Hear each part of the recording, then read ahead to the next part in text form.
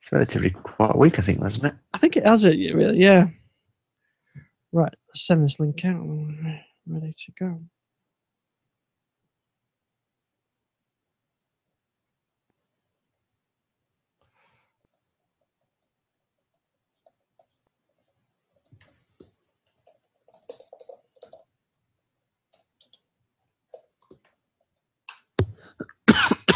Right, there we are. Right, so just us, Jason, tonight. Yes, it is. Yeah, Gary's unfortunately unable to join us. I think he's too busy looking at all his Apple stuff from WWDC. Yeah, absolutely. He's streaming his new music. Yeah, I wonder if streaming music service will ever catch on. Well, Apple invented a lot of stuff last night. They invented side-by-side apps. Yes. Yeah, I'm sure they'll take credit for all of that. Yeah. So we can touch a bit on that. We can talk Windows 10 because there's not been a huge amount of news, but there has been some Windows 10 stuff we can talk about. I've actually got an email that I need to read out because I forgot last week. A couple of new app updates from MB and a video that I recorded about Windows Phone Update 8.1 Update 2. And some good and bad news about music streaming services, actually, so we can talk all about that as well. So let's start with, we'll go to the email in a sec, but before we go into that, we'll just, we won't really go too much into the Apple event from last night. I'm sure there are plenty of podcasts out there that have gone into it in minute detail. We will just touch on it. I just thought it was interesting looking at my timeline. I don't know, you probably follow similar people to me, but did you notice a pretty scathing comments coming through on Twitter, unusually so perhaps? Yeah, it did. I mean, again, yeah, as you say, I probably follow very similar people. So while I didn't actually watch it myself, I did kind of see it through the eyes. And obviously, most people I follow are kind of generally in the Microsoft camps. I'm sure it's not necessarily the most unbiased view, but it did seem to be a relatively kind of low key announcement. A lot of the things that were announced were just kind of incremental updates. I know we've quite often talked about how iOS is so mature these days. I know that they announced the new phone OS, which is obviously quite immature in terms of, it's really just the second generation of the operating system. The Watch OS. Yes. Yeah. What did I say? Phone OS. Did I? Freudian. One track mind. Yeah, one track mind. Yeah, sorry, Watch OS. Yes. I think the device gives the name away somewhat. Yes. But yeah, it did seem to be kind of introducing features that Microsoft introduced with Windows 8. Well, actually, almost Windows 7. Really, that was when Snap View kind of first came along, and then obviously the real big announcement was the music service, and then obviously iOS 9, which again I'm not sure there's actually anything massive in there. No, I don't think so. Like I didn't really watch it full time. I just saw some of the Twitter announcements, and I just thought it was funny when they showed off the side-by-side app on the iPad. There was various people, including Microsoft people as well, all sort of said, "Welcome to Windows 8." Yes, yeah. Apple invents Snap View. Yeah, and the music streaming service. It's almost like it's a radio and streaming service, effectively, isn't it? Kind of a Spotify, but with selected choices as well. I mean, I'm sure it'll be fine. Interesting that they announced that it will be available on Android as well, and Windows. It's not an iOS only thing. I suppose they've got to be cross-platform, but it's kind of grudgingly cross-platform. I get the feeling. Mm-hmm. And what's the betting? It's not a universal app. Yeah. I mean, one thing I did see, it was just one tweet, and I can't remember who said it, but there seems to be rumours flying that Apple wanted to introduce like a quite a low subscription rate, almost around the $4, maybe $5-6 amount, but that the music industry kind of kicked back on that one. Yeah, I think that could have been game changing, because while $10 a month isn't a huge amount of money, it's still kind of more than you pay for Netflix music in some ways seems to still carry a higher value than films in many ways. So I think that might have been quite interesting, and I do wonder whether or not if we'll ever see Apple Music streaming on things like Sonos. You mentioned that it's going to be cross-platform, so that would indicate ordinarily my presumption would be that it wouldn't be on Sonos, but maybe that sort of thing could happen. Yeah, I mean that really. Yeah, because they don't really have sort of that Sonos equivalent hardware, so maybe they would open it up. But I know that the Windows version, you can bet your bottom dollar it's a traditional Win32 app, iTunes style, and not a modern app. Although wouldn't it be good if Microsoft and Google and Apple could somehow work together and release a modern app, and it would work on Xbox and your phone and everything. I mean, I don't. In respect, you sometimes think, well, why wouldn't they do that? But you just know that's not going to happen. Yeah, it does make you wonder, though, really, how Microsoft's going to ever kind of hope to compete in this space, because services like Spotify, and I'm sure I'm sure Apple will quite quickly accumulate a good subscriber base.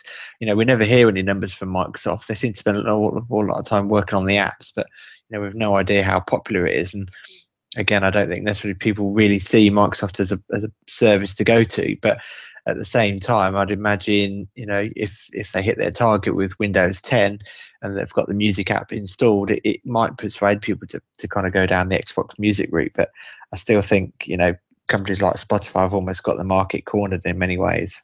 Yeah, and I think you're right. Microsoft don't do a very good job in surfacing that, making that of advertising that service, do they?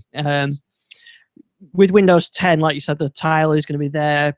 Potentially music and the store app, the unified store app will show you got purchasing. But I don't know.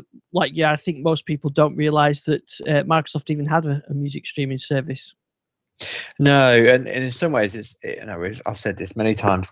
I think one way they could leverage and increase that user base would be to tie it in with something like Xbox Live Gold, which, while it's not an expensive service, in some ways it's kind of tough to justify that amount. I know they do a lot of free games on the 360 and discounted games on the Xbox One, but it wouldn't seem a big leap to maybe have another tier that includes or just introduce Xbox Music into that tier. And I noticed, I think it was this week, that Sonos had a post on their blog about how streaming music services are really overtaking people listening to their own music. I think they were, if I remember rightly, they were basically saying that their customer base of Sonos devices are now primarily using them for streaming music services rather than listening to their own music.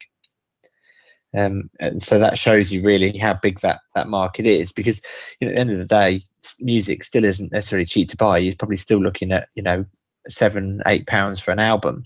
So as soon as you're buying an album a month, why not just pay a subscription fee and have access to everything? Yeah, that's right. And being able to have access to any of your devices, I think, is the key, isn't it? That you've not got to have your collections.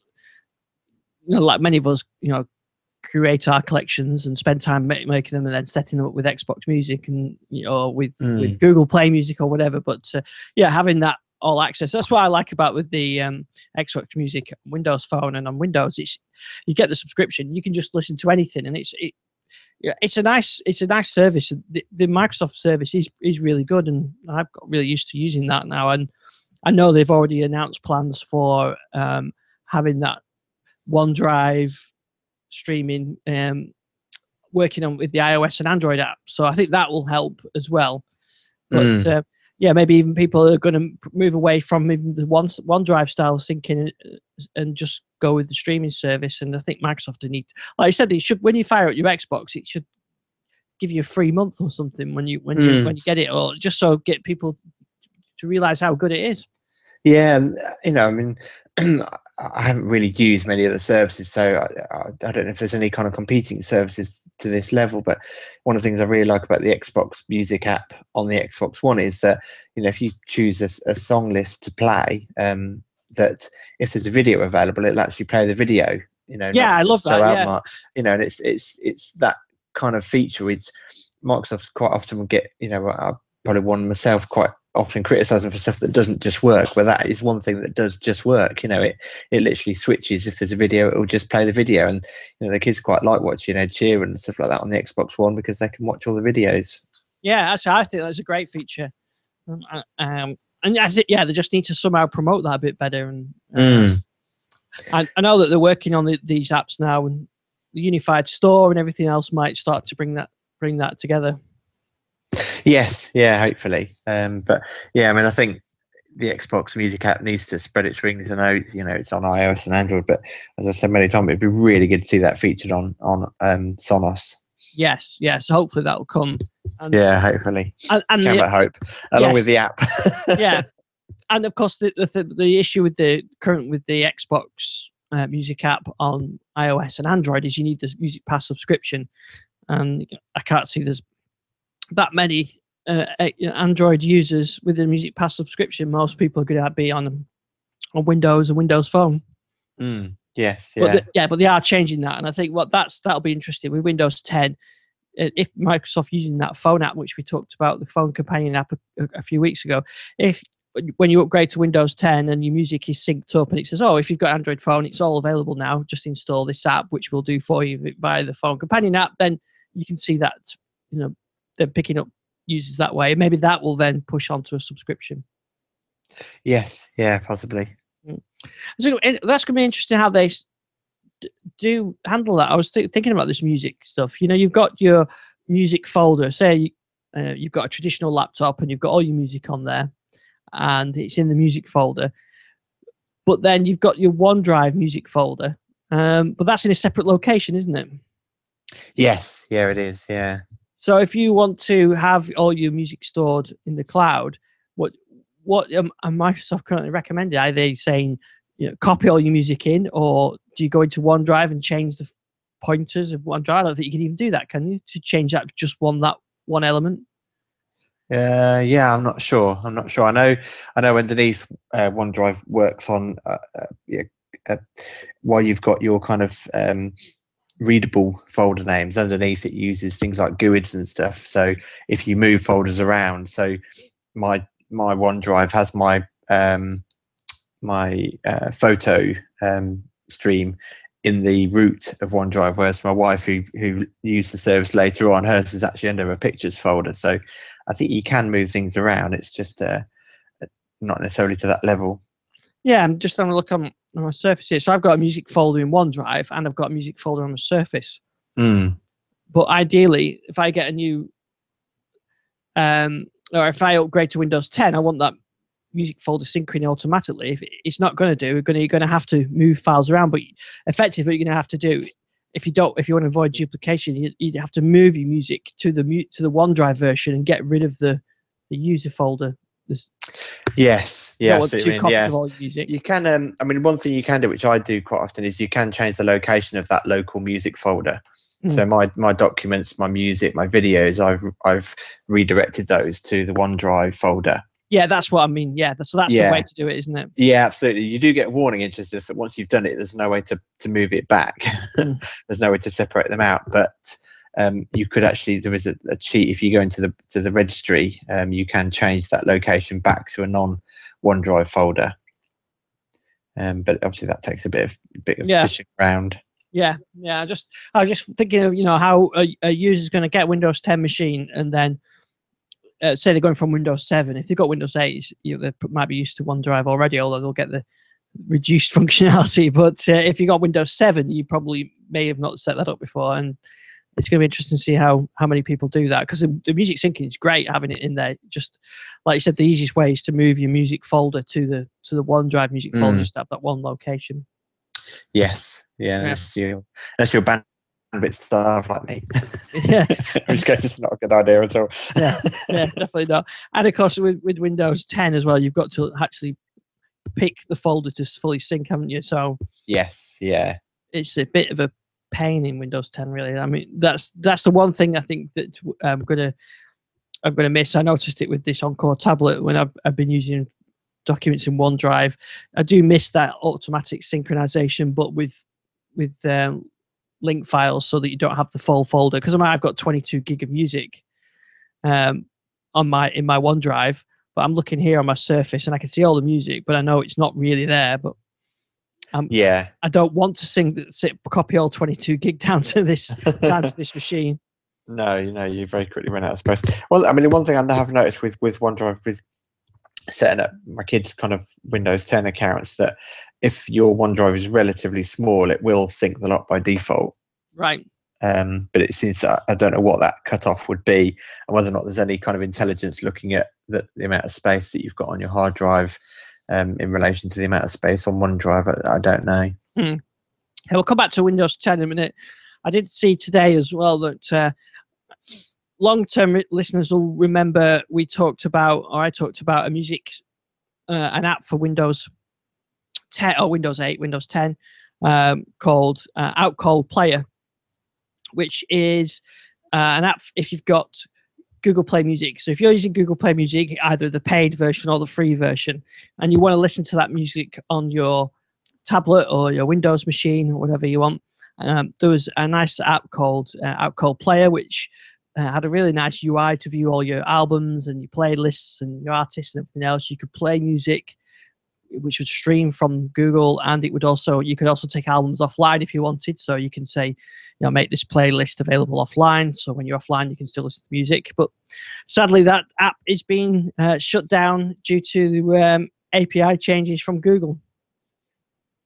Yeah, it's a shame, isn't it? I mean, Google do seem to, you kind of hope it's not deliberate, but they do seem to be on some kind of warpath against Windows with quite a lot of their services, particularly when, clearly even someone like Apple have realised that they need to be cross-platform in order to compete. So, yeah, it's a shame. And a slight side, but I noticed that Facebook have shut down their API that allows Windows to integrate contacts and stuff. But yeah, so it's a shame really to see Google removing those services. But I guess in many ways they want you to use their applications in order to access their service, so they control the revenue and the advertising and whatnot, and also I guess the DRM that backs up most of these streaming services. But yeah, no, it is a shame. It certainly is a shame, particularly with Google's complete lack of support for anything Windows. Yeah. Now the reason why there's the change is to do with the authentication API, and I think the one that they were using has been deprecated,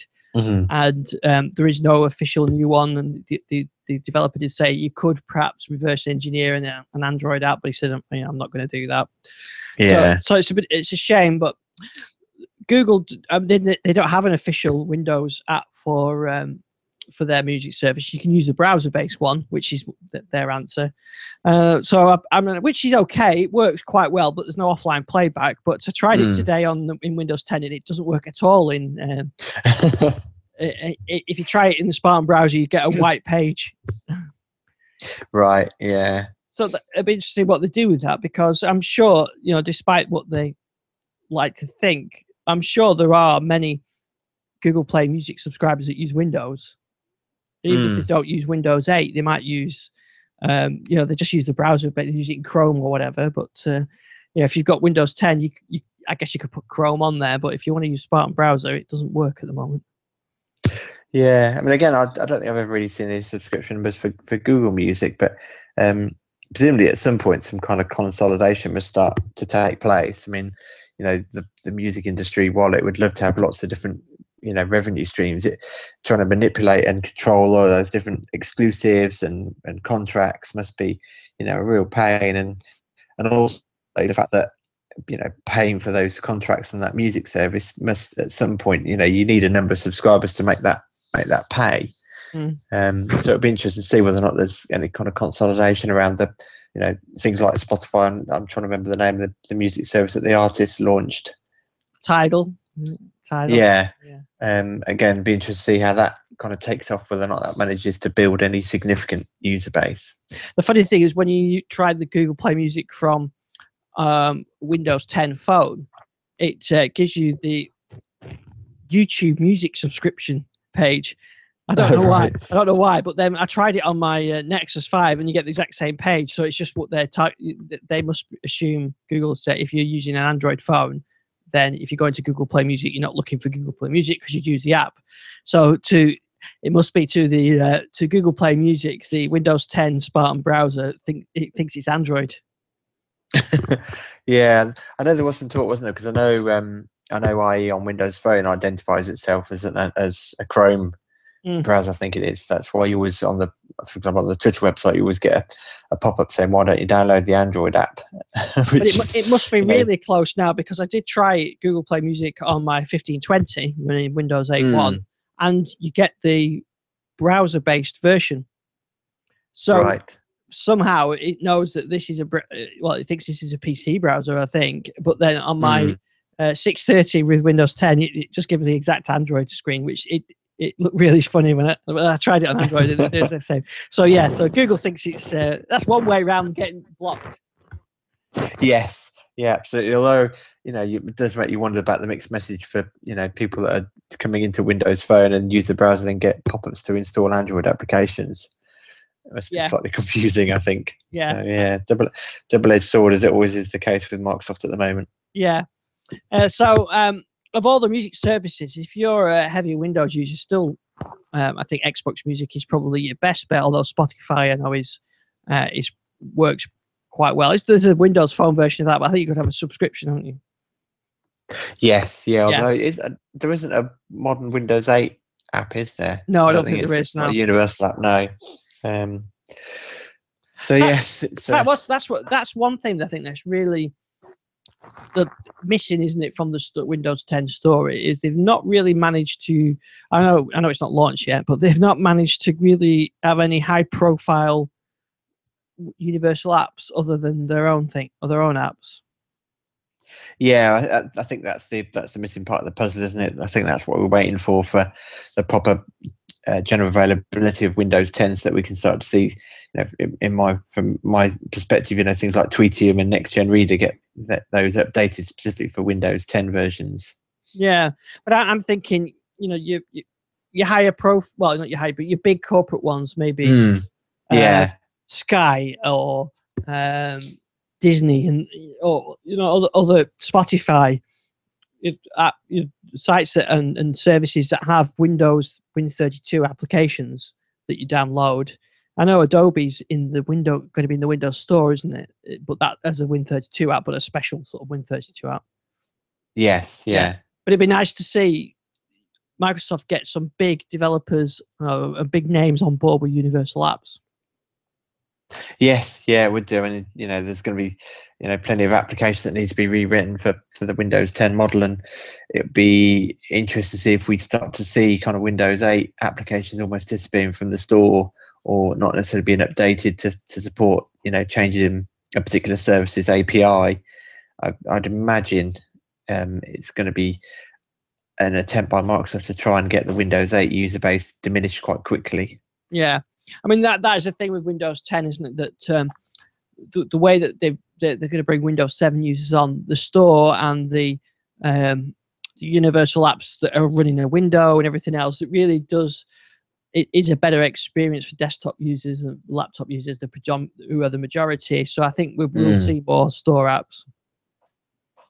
Yes, yeah, I think so. And particularly with, there shouldn't need to be this kind of necessity to rewrite apps for the phone and for desktops. It will literally just be one application which adapts based on the screen size that it's running. It's just going to be a question of with depending on how quickly that user base grows, whether or not Microsoft can persuade companies to rewrite their apps yet again for initially a relatively small user base.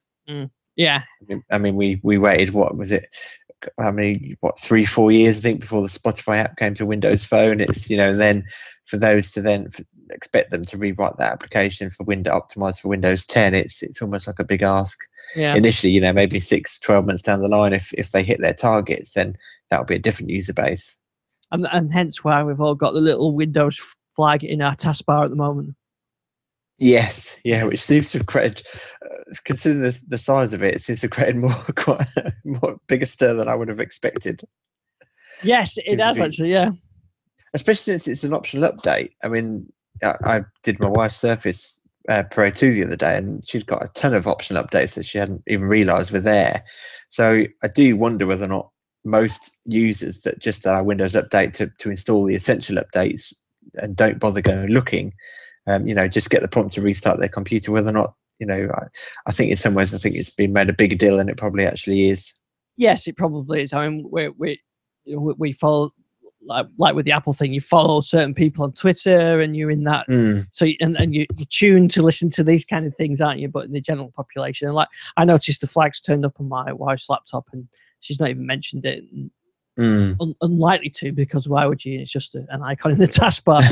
Yeah, and I mean, again, like you just said, we're kind of tech enthusiasts, so I'm always going into Windows Update and make sure that all updates, including optional ones, are checked and installed. Whereas, let's say the optional ones, that takes some input from a user. So, is it really that widespread at the moment? Whether or not, as Windows 10 launch gets maybe towards, let's say, the 6 months, 12, towards the 8 months, as that potential 1 year free upgrade diminishes, whether or not that optional update will become an automatically installed update, I don't know.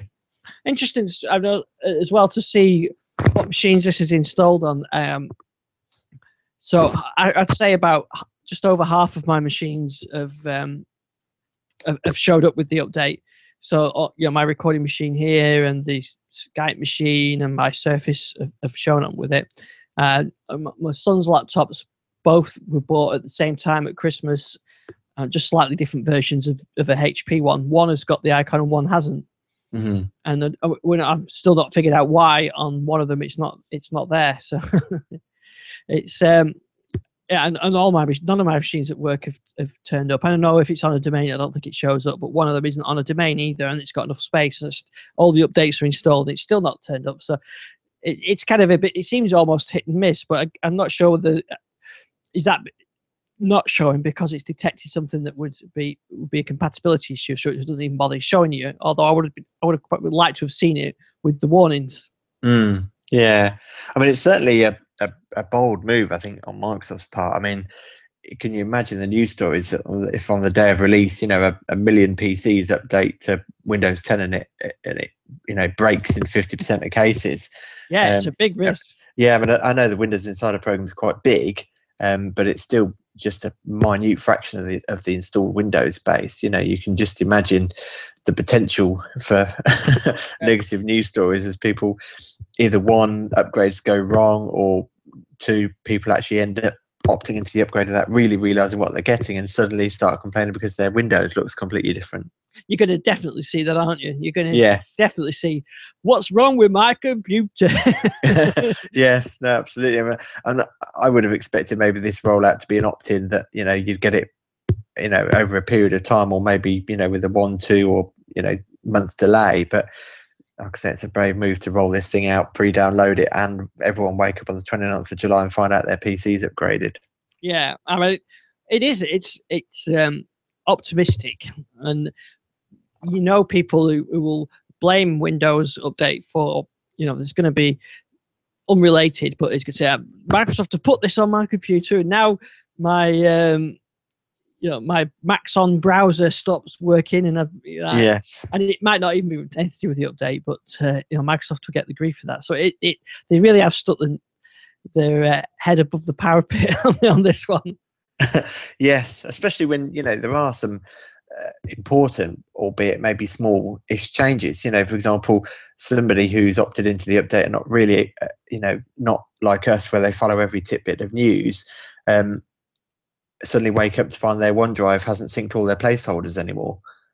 That small little things like that can have a big impact. Yeah, and I think even the media center thing wasn't very big, was it? When you when that little flag, if it went through a machine with media center on it, it doesn't really give you a whole a lot of warning, does it? So I think you probably have to sleepwalk through it, and perhaps somebody with media center and heard about Windows 10 might be not be a bit aware of it. But there's going to be some people, aren't there, that go through that update and then afterwards look for the media center and wonder where it's gone. I know it might not be a lot of people, but there will be some people, and some people looking for the desktop gadgets. Yes, yeah. We kind of missed those in a way. I used to use them quite a bit, but yeah, it's something that I've learned, and the live tiles kind of take their place. But yeah, it's again, like you say, it's these small little changes that people aren't necessarily going to, the normal users that are potentially opting into this aren't going to be expecting. Actually, we got an email from James about this, so it's good time to read that out. He says, when I get my free, and he puts that in quotes, upgrade to Windows 10 as part of the license agreement, I have to accept the updates to Windows 10 and Windows Update goes away. What happens to stuff I don't want that is currently optional? I'm thinking specifically of the Bing bar on for IE, but that's just the example. I guess I'm getting, I get what you're given, and I need to be happy with this, but have you guys heard of anything different? Well, I think, James, what we're saying there, you're just going to get the updates, aren't you? Yeah. For Windows 10. Yeah, I mean, once you're on Windows 10, if you're only on the Windows 10 Home Edition, then updates will just install in the background. You won't have any way to choose what does or doesn't get installed. If there's, hopefully you will still get updates delivered to things like the Bing bar, and I know, Silverlight still updates through Windows Update. So yeah, basically they'll just install, and you probably won't even necessarily have a way of listing what's been installed. It will just be, this is your current version of Windows 10. Yeah, that's right. I mean, that's pretty much I was thinking, really. If you've not got something, I don't think. Well, I was going to say I don't think you'll just suddenly get something like the Bing bar. But actually, thinking about it, I know you won't get the Bing bar, but because that's probably going away with Sparn anyway. But yeah. there is nothing to stop Microsoft introducing a new feature. And in fact, that's what they're going to do. They've said they're going to do it. They're going to introduce a new feature, and you'll get that whether you like it or not on the home version. Yes, yeah, which is great for app developers because they're only targeting a single platform. Yeah, but then having said that as well, they are, I think, not going to, let's say they come up with a new news app. Although they've already got a news app, I know, but let's just say for argument, a brand new news app that like a Flipboard replacement. They're not going to ship that through Windows Update. That's probably just going to be shipped through the store, isn't it? So I think Windows Update will be more operational op systems type changes. So yes, I don't think they're going to push new app things, but I suppose if they change the start menu to be left to right scrolling instead of up and down, you may just get, if they decide to change that in 6 months' time, that's what you get, isn't it? Yeah, and I mean there will be the suggested apps that start to appear in the start menu on the left hand side, which will suggest applications a bit like Windows Phone does in the store, where it suggests based on previous app usage or on location, on browsing history. I guess there could be all sorts. No reason if you're visiting the Facebook website predominantly that they offer you the Facebook application. But yeah, I mean, it's certainly, just go back to Windows updates. We've seen it on the Windows 10 insider builds that there just isn't any UI for deselecting updates. Now, whether or not that will change with the professional release, which my Surface Pro 3 would get, we'll have to wait and see. But that's caused problems, as I explained with the laptop. It wanted to install a graphics update, but which kept failing, and that was preventing the new build of Windows 10 from going on. So, and there's just no UI to deselect that and say, no, I don't want that at the moment. Yeah, exactly. I'm just looking at it now. My Encore here, and there's 4 updates that are available, and it's downloading them. I didn't even have the option to download. It's just as soon as you hit that check for updates button, that's it. They're going to download. Yeah, so I would be expecting some kind of UI changes to Windows 10 Professional to be able to let you deselect. But again, it may be that what actually happens is that Windows 10 Home and Pro aren't that different. They just install updates. But the difference is on Windows 10 Professional, you have the option of not taking new features. Maybe that'll be the difference. So in which case, yeah, if it's a security update or a fix, you will not have any choice but to install it. I mean, that's it. That's going to throw up another interesting thing, because as you mentioned earlier, that the little flag thing for Windows 10 is an option. It's part of an optional update. It doesn't specifically say, but it is part of an optional update. And then they tend to move the optional ones to be critical at later phase, don't they, in the program? But they're not going to be able to do that, are they? I think that perhaps the role of that will become insiders. Yes, yeah, absolutely. So yeah, as you say, that those choices just aren't there. Yeah. I'm trying to think what the actual UI is, but there really isn't an awful lot of choice. I think you can opt in and out. I'm just to the looking at it advanced option that- on mine now. If you go to Windows Update, there's no button. There's one button, check for updates, and it's after that. There is an advanced option, which gives you the option to have automatic or schedule restart. Yes. Delay. I didn't notice that box. I don't know how that's new. There's an option to delay upgrades. That's relatively new. But that, as I say, that will be about delaying new features. So there won't be this kind of naming convention. But let's say there's kind of a Windows 10.1 that would be about delaying those. But as it says, they're not recommended because they don't want people to be delaying them. They want to developers to be able to target a standard platform. They don't want this fragmentation, which iOS in some ways still has. There's still a number of people on older versions of iOS.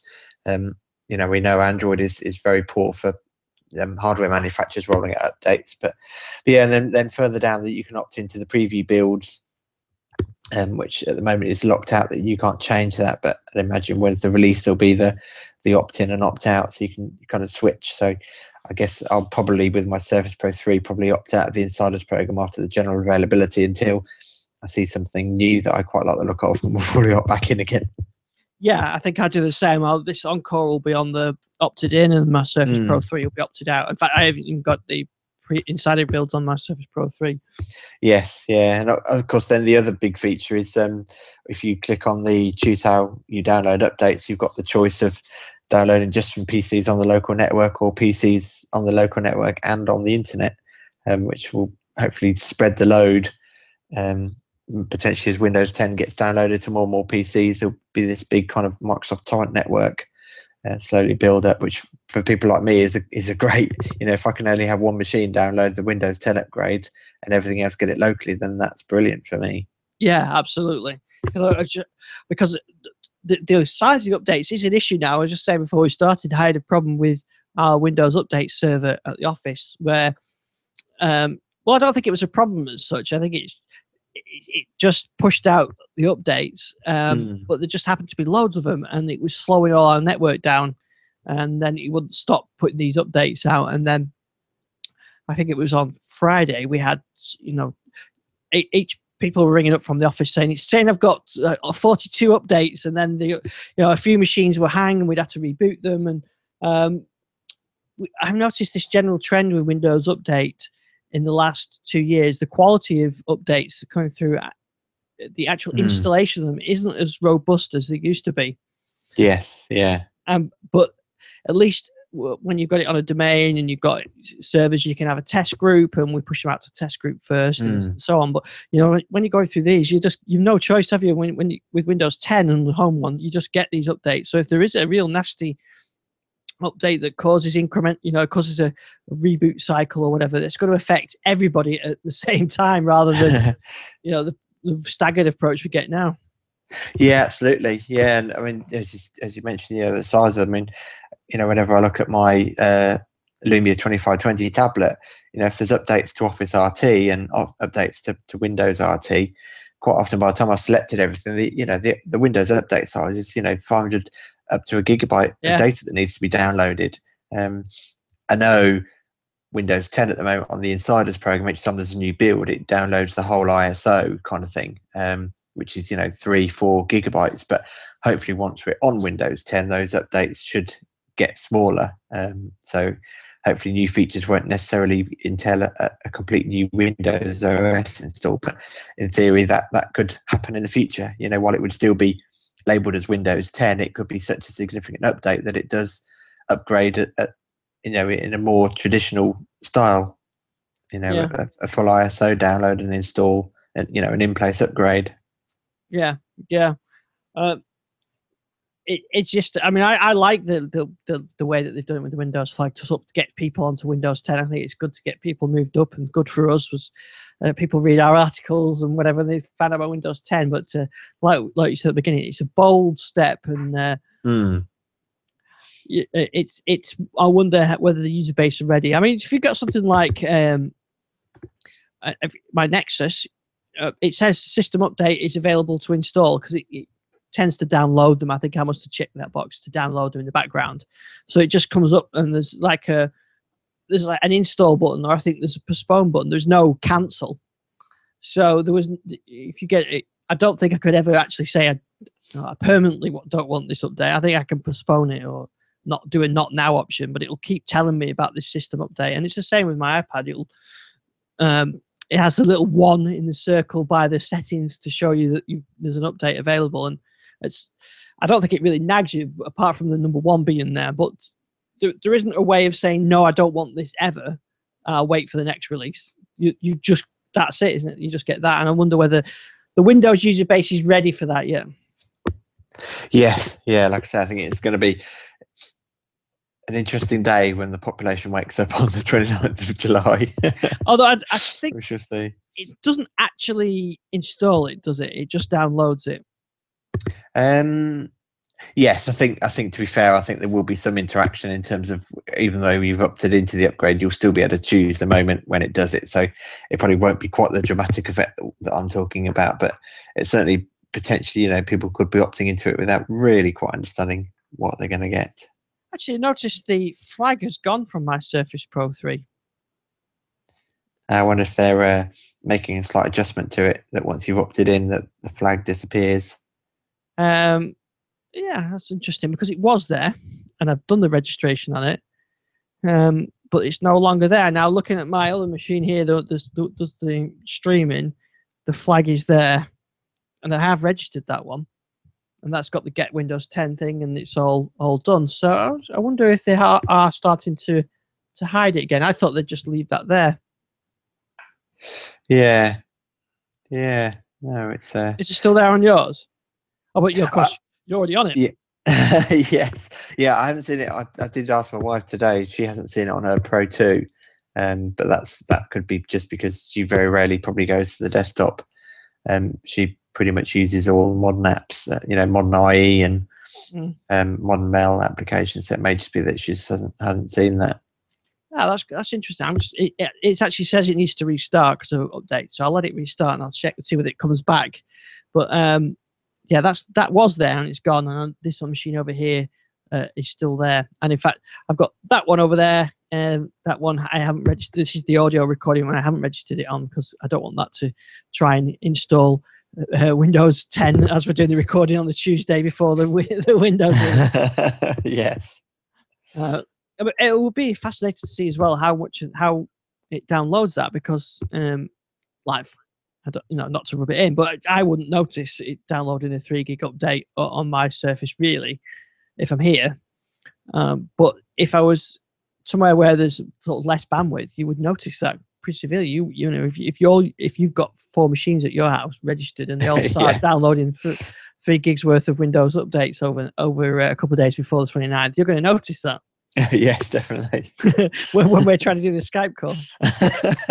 Yes, my kids are trying to watch Stampy Cat videos. Yeah. So that's another issue that. It's a brave move, and I'll be interested to see how well they take it. I guess they can control it as well. So if there are issues, they can lock it and whatever. Yeah, that icon has not come back. The registered Windows. So maybe they are removing them now, or this has just got an error and it's crashed and it's not coming back. But there's going to be other ways to install Windows 10, isn't there? So it's not the only. I think you'll be able to get it on the day, won't you, if you really want it? Yes. Yeah. Oh, look, the flag's come back. It's teasing you. It's taunting you. There it is. Yeah, so it's back now.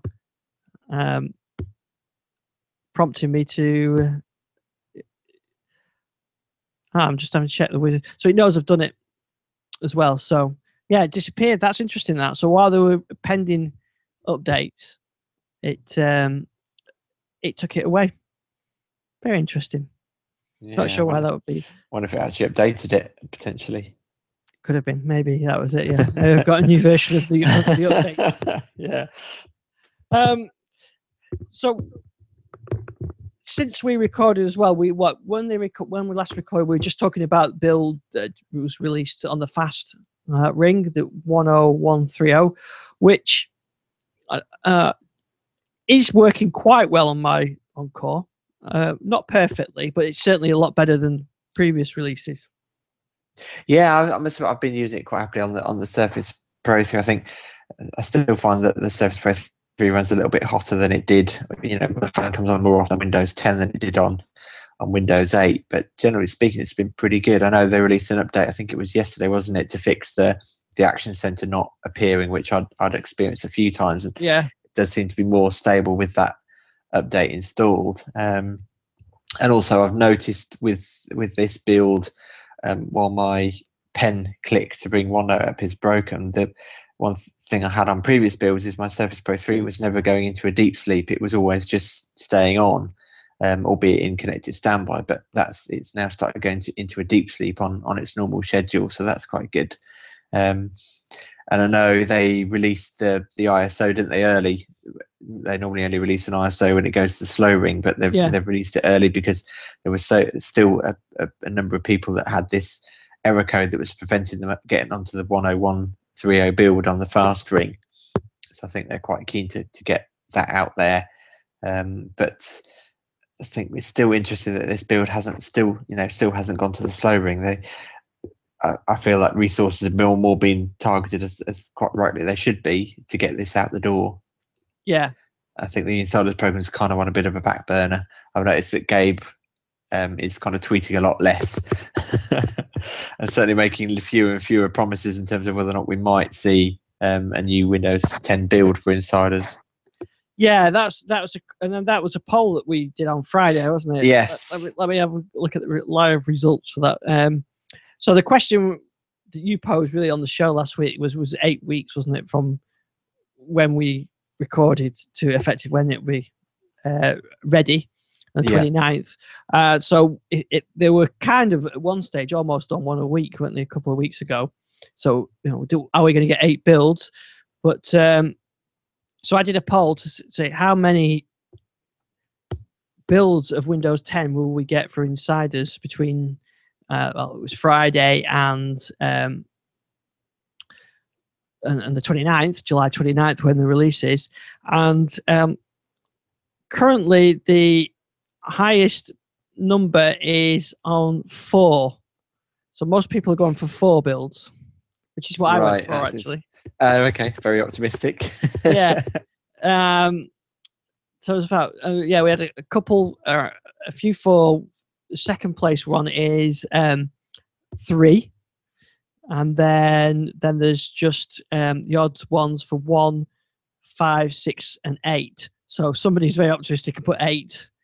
I think they'd have to get more than one a week out now to get the 8 mark. But I think last week I was fairly confident that we would get to the 4 because I thought it's only one every other week, isn't it? But maybe, like you said, they're starting to knuckle down to get this out there, and the Insider build might be taking a bit of a back burner because we didn't get a build at all last week, and I think there was no build. There was no build on Monday. Do you think we'll get a build this week? I don't know. I'm kind of. I mean, I actually went for 3, which was being optimistic for me. I kind of probably expected 2.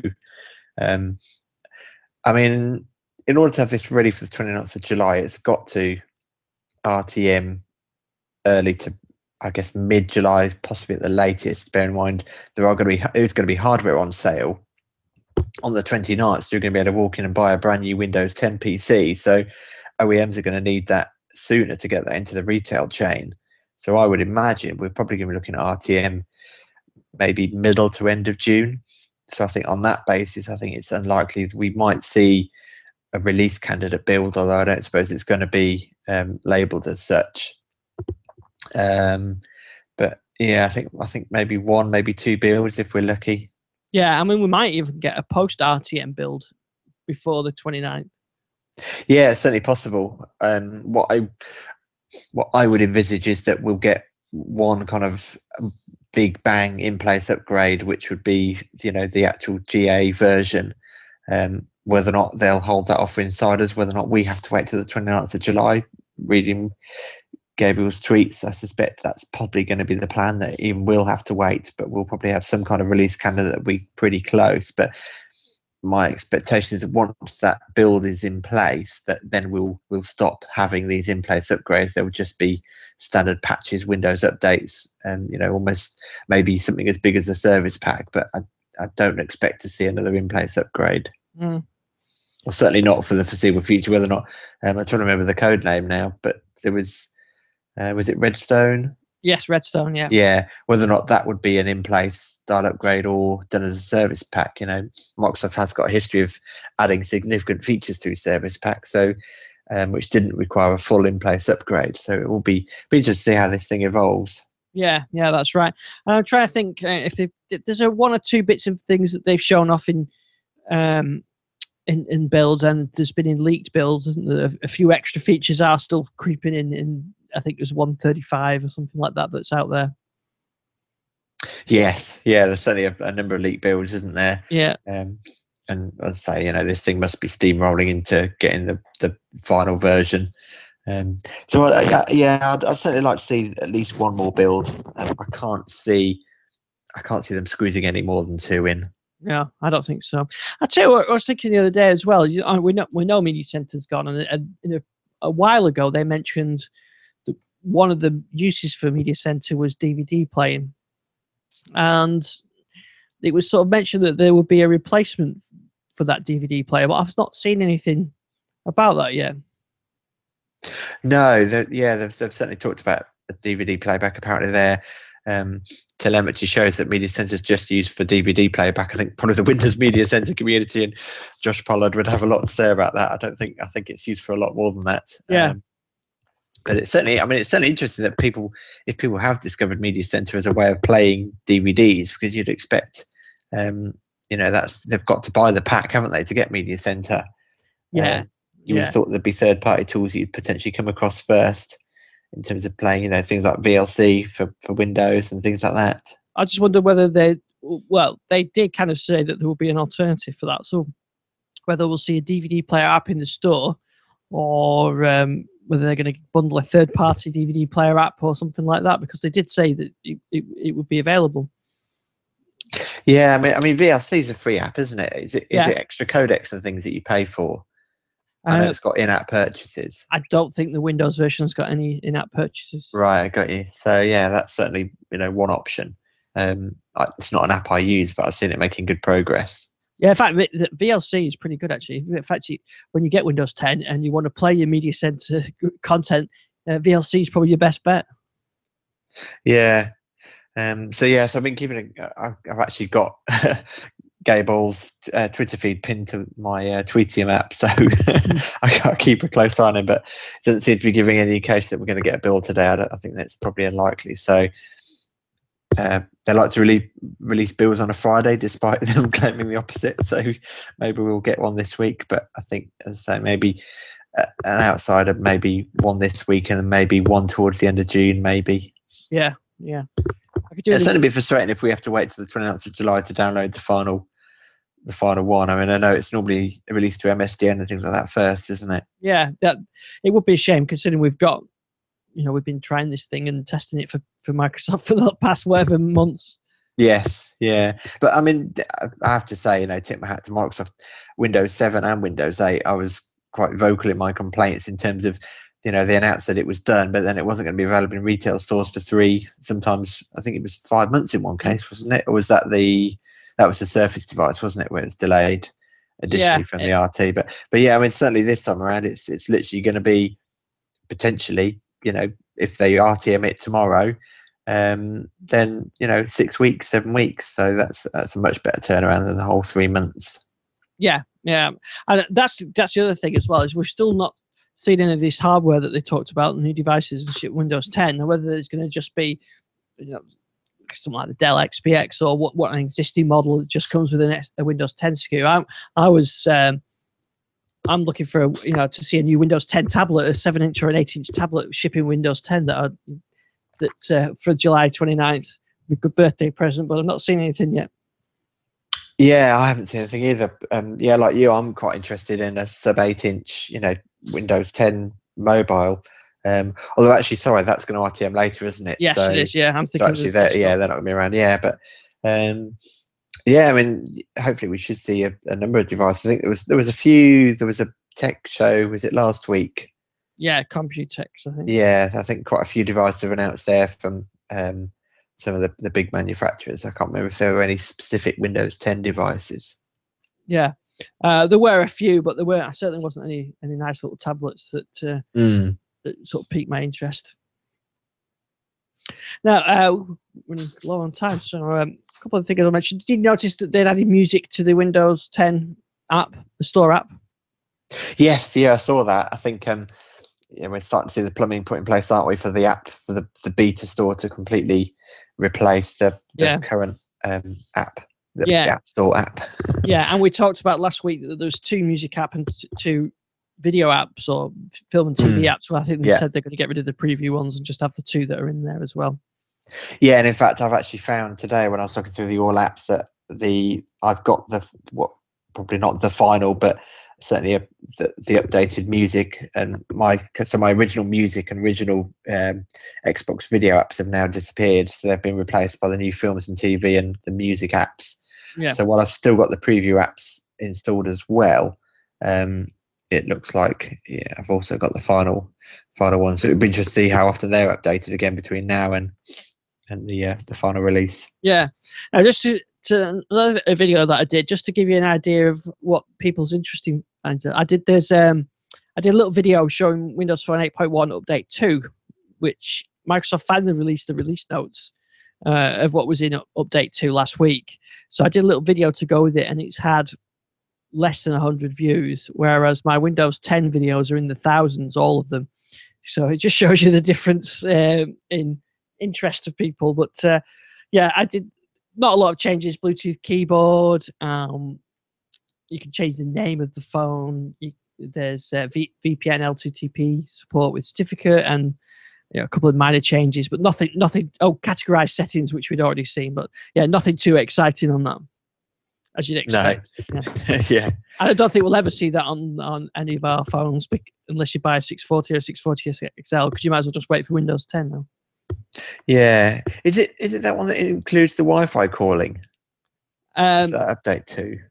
That is on certain devices, depending on the carrier specifics. So I think it's part of it, but just by having that, the 640 XL I had didn't have Wi-Fi calling, but it does have update 2. Right. Now, just things to briefly mention as well. MB new version of MB server for Android, MB client, sorry, for Android is available. I know I've got lots of listeners and readers that use MB that supports EPG as well. So if you're looking for a media center replacement, I think MB is probably one of the best ones around at the moment, and you can now have EPG. But another alternative is Plex, and Plex are now going HTTPS only, so it'll give you a certificate for your home server. So a bit like what Microsoft did, I think, really, where they gave you a domain and certificate, but now you'll get a certificate for your Plex server, so your clients and your browser can go through HTTPS, which I think is quite nice. It must be costing them a bit to get them certificates as well. They must have a good deal on certificates.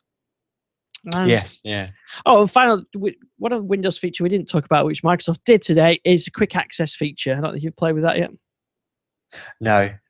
So quick access, you've had this for a while and not really noticed, but they got rid of the favorites in Windows in Explorer. So if you notice in Windows 8.1, you had favorites where you could pin your desktop and your downloads and your videos and folders like that. In Windows 10, it's now called quick access, where you can do the same thing, but it also keeps track of recent documents. So they're all nicely grouped together when you click on that quick access. So whether they're on OneDrive or Dropbox or a local file, whether they're all nicely there. So it's a nice, easy way of finding files. I know a lot of people like quick access type links. And Microsoft, in a blog post which they did, explained that no one used favorites, so that's why they've replaced it. Yeah, nobody used it. Yeah. So I think that's all we've got time for tonight. I didn't seem to be a lot, but we've managed to talk a lot. Yes. Yeah. We're always good at talking. Yeah, that's right. So, well, you never know. Maybe next week we'll be back to have a new build to talk about. So we should be back next week. Whether we've got a new build remains to be seen. Give us your Twitter. I'm at DataSJace. and always worth following you. Some good stuff on there. I noticed you having a few rants recently. Yes, yeah. About I kind of read a bit with that one with Sky. I just thought it was irresponsible for sites to be publishing the actual string that would crash it. I agree. Yeah, I appreciate that only people in your contacts could do it, but there could have been a way around that. But also, I just don't think it's almost saying, well, it wasn't very significant, but I think no exploit should be published in the public. Yeah, I enjoyed reading your rants. Yes. Yeah, as I always do. Right, well, we should be back next Tuesday evening, probably 9 p.m. UK time, and Gary may be back by then when he's finished playing with his Apple Music streaming, listen to his hip hop. Yeah, absolutely. Yeah, no, hopefully you can join us next week, and who knows, maybe we'll have a new build that we can talk about. Yeah, you never know. So we'll see you next week. Yeah, cheerio, bye bye.